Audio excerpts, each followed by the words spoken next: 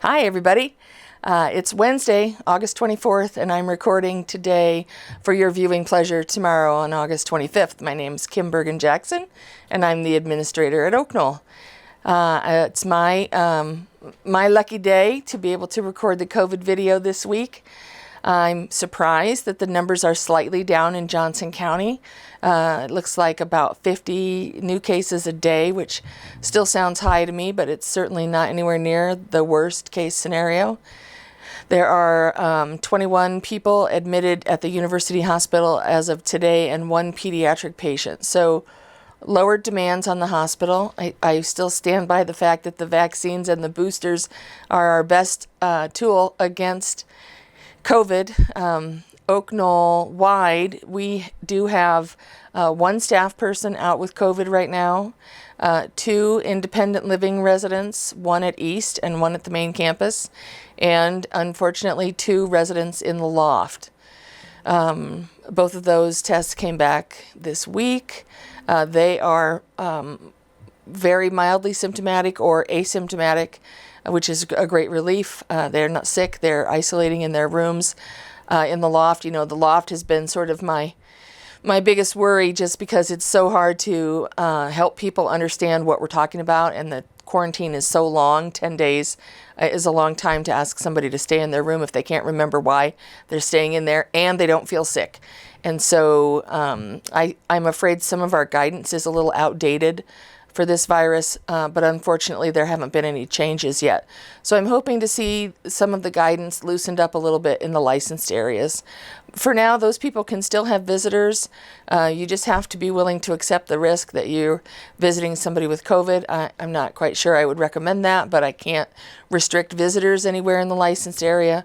So we are asking people to wear masks and face shields if they're visiting with those people who have COVID right now. Again, everybody in the health center is vaccinated and boosted, and I think they're all double boosted at this point. So fingers crossed they don't get sick and we don't have to send anybody out to the hospital. That's the perfect world, is to keep everybody in the bubble. The staff person who's ill is pretty asymptomatic as well. Just cold symptoms, like Steve said on his video. He felt like he had a cold, and I've heard some very deep voices coming out of COVID after the isolation, so it is affecting the vocal cords. But that's really a small price to pay when you think about where we were at 2.5 years ago. So I'm grateful for the vaccines. Speaking of the vaccines, I saw in the New York Times yesterday that the Pfizer and Moderna have requested fall boosters with the variant included in the dose. And so I expect that we'll be seeing some news come out about that happening in September, after Labor Day, is what I heard yesterday in the New York Times. So get ready for another round of booster shots. I don't know what that looks like yet. I don't know if we're going to do it or if we're going to have somebody else do it here. We're much more successful when we just do it. So I don't know if I can get access to vaccines, but we'll figure that out. We do have a flu shot clinic lined up already, so maybe we could do them together. I don't know. So stay tuned. All of that is to be determined. But again, our strongest tool against this virus is to have everybody get vaccinated. And so please do your part and encourage your family to do the same. That's my update for COVID this week. Continue to wash your hands.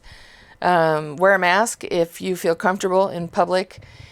Staff is continuing to wear masks here in all levels of care, just out of an abundance of caution. We are continuing to test. Right now we're in outbreak testing in the health center, so every 7 days, and anybody that's symptomatic can test here. So that's all good. I did want to give you an update. I heard we had a great concert last night. It was James Tootson. I heard everybody really enjoyed that. He has a nice connection to Oak Knoll, so I'm really glad he was able to come. Next week is Dave Zolo. Everybody's familiar with Dave, so that's at the main campus on August 30th.